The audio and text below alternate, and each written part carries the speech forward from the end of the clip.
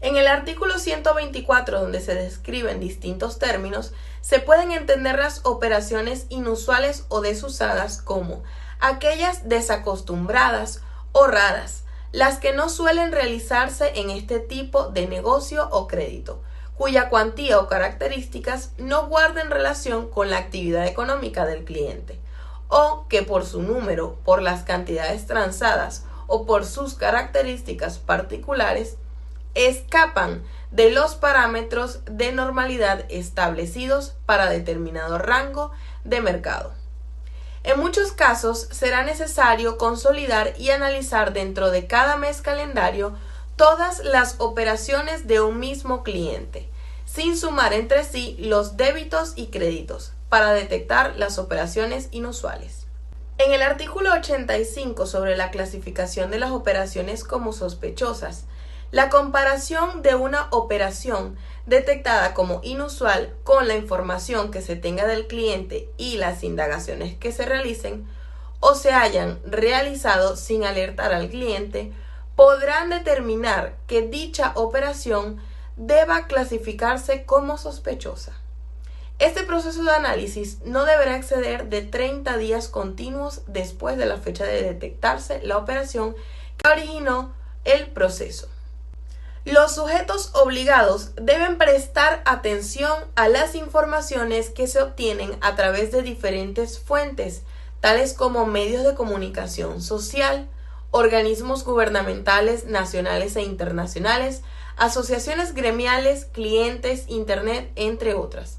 En cuanto al cumplimiento de normas, el artículo 1 de la Resolución 119.10 explica brevemente que su objeto es establecer y unificar las normas que los sujetos obligados deben adoptar e implementar, tomando en cuenta el nivel de riesgo de sus respectivas estructuras, clientes, negocios, productos, servicios, entre otras, con el fin de mitigar los riesgos que se derivan de la posibilidad de que sean utilizados como mecanismos para legitimar capitales que provengan de actividades ilícitas, delitos relacionados con la delincuencia organizada y así como el financiamiento al terrorismo. De igual modo, tiene por objeto permitir que la SUDEBAN controle, inspeccione, vigile, supervise y fiscalice las operaciones que puedan realizarse a través del sistema financiero venezolano, relacionados con dichos delitos. Algunos de los sujetos obligados a cumplir con las presentes normas son bancos universales, comerciales, hipotecarios, de inversión, de desarrollo, segundo piso, entre otros. Todo sujeto obligado, de acuerdo a la función que desempeña en su negocio financiero, debe implementar sus propios procedimientos, medidas y controles internos para desarrollar adecuada y continuamente una política de debida diligencia para el conocimiento del cliente, siempre aplicando las disposiciones mínimas que se señalan en la resolución. La política DDC se aplicará de manera diferenciada de acuerdo con la sensibilidad y el nivel de riesgo de legitimación de capitales como financiamiento del terrorismo que determine cada sujeto obligado conforme su propio procedimiento de evaluación de riesgos y en consideración a circunstancias y factores de riesgos. A nivel de riesgo alto le corresponde una DD intensificada. A nivel de riesgo moderado corresponde una DDC mejorada y a nivel de riesgo bajo le corresponde una DDC estándar.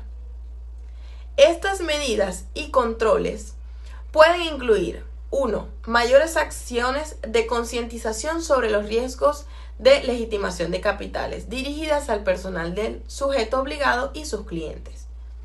Aumento en el monitoreo de las transacciones. Incremento de los niveles. Pueden incluir 1. Mayores acciones de concientización sobre los riesgos de legitimación de capitales dirigidas al personal del sujeto obligado y sus clientes. Aumento en el monitoreo de las transacciones.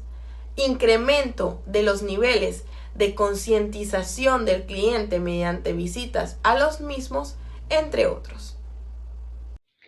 En el artículo 52 establece que la póliza conozca a su empleado en cuanto a lo que son los recursos humanos. Ellos deben tomar en cuenta crear una política de conozca a su empleado, con la finalidad de que ésta incluya los procedimientos y regulaciones en la selección del personal.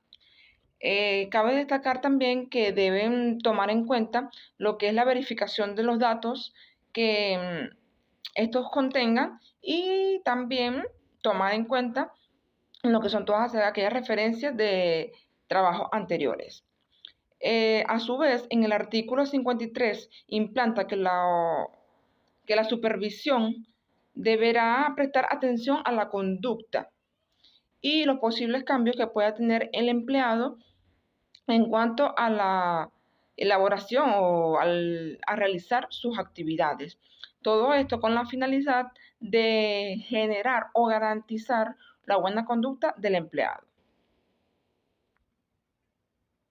Bien sea, por otra parte, se puede hablar sobre lo que es el artículo 24, en relación al programa anual de seguimiento y control, donde debe establecer la oficina de cumplimiento, crear este programa con la intención de que contenga un informe con el cumplimiento de dicho programa, indicando también lo que es el porcentaje del cumplimiento que contenga este.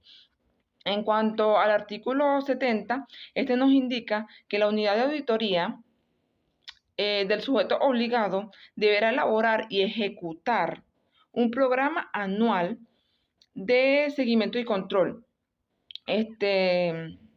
Todo a fin de garantizar y comprobar el nivel de cumplimiento de la normativa vigente y de los planes para prevenir, controlar y detectar posibles operaciones de legitimación de capitales y financiamiento al terrorismo. Cabe destacar que en el artículo 72 de lo que es la Oficina del Cumplimiento de Evaluación Continua, esta debe lograr lo que es el cumplimiento de ese programa que pueda asegurar todos aquellos objetivos y actividades que están establecidos en el mismo y que sean cumplidos de manera adecuada. En cuanto al adiestramiento del personal, el artículo 54 establece que todos los sujetos obligados deberán diseñar, desarrollar e implementar un programa anual de adiestramiento, todo con la finalidad de prevenir las operaciones de legitimación de capitales y financiamiento del terrorismo. Por otra parte, lo que es el artículo 54 establece e implanta que el programa anual de adiestramiento debe identificar todos aquellos objetivos, contenido y estrategias de evaluación que serán cumplidas de manera adecuada. A su vez, lo que es el artículo 56 establece que los sujetos obligados deben documentar el cumplimiento de sus programas. Todo esto con la finalidad de que ese programa de capacitación deba llevar los registros de dicho programa.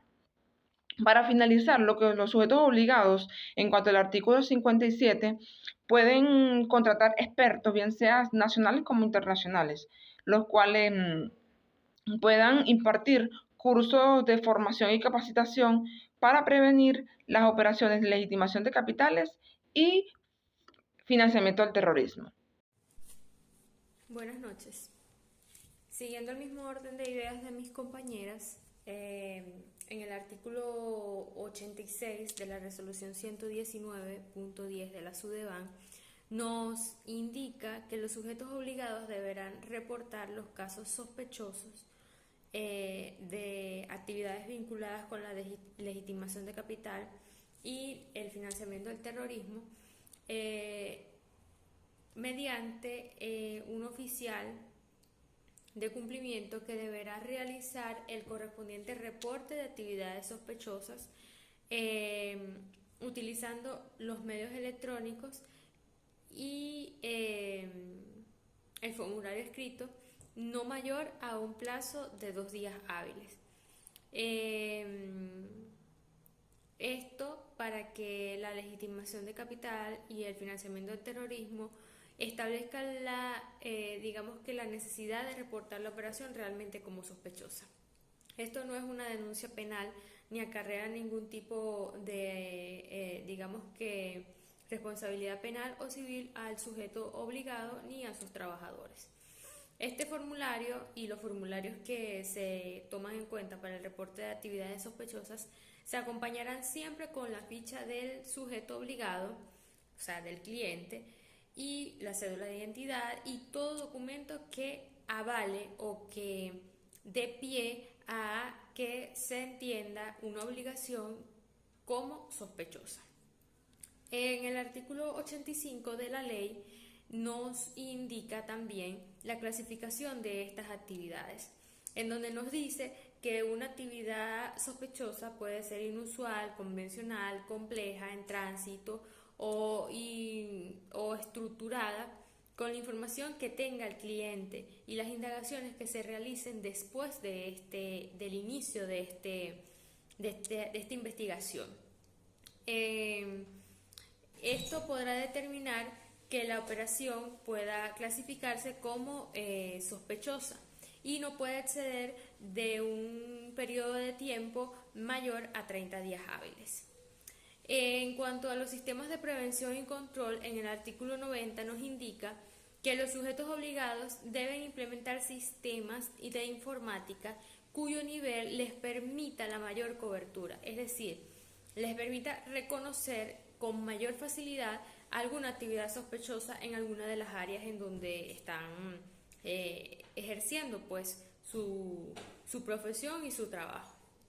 Esto tiene como, digamos que principal enfoque, induir como mínimo en las siguientes capacidades. Número 1, cubrir las operaciones en moneda nacional, valga la redundancia, realizadas en todas las oficinas a nivel nacional. En segundo lugar, las relaciones de las personas que hayan efectuado operaciones compra y venta en menos de un mes calendario.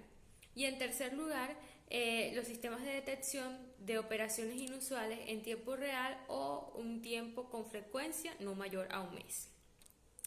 En el artículo 91, a su vez, nos refiere que los sujetos obligados deberán prestar mucha atención a las informaciones obtenidas mediante los medios de comunicación, los organismos gubernamentales, las asociaciones gremiales, entre otros.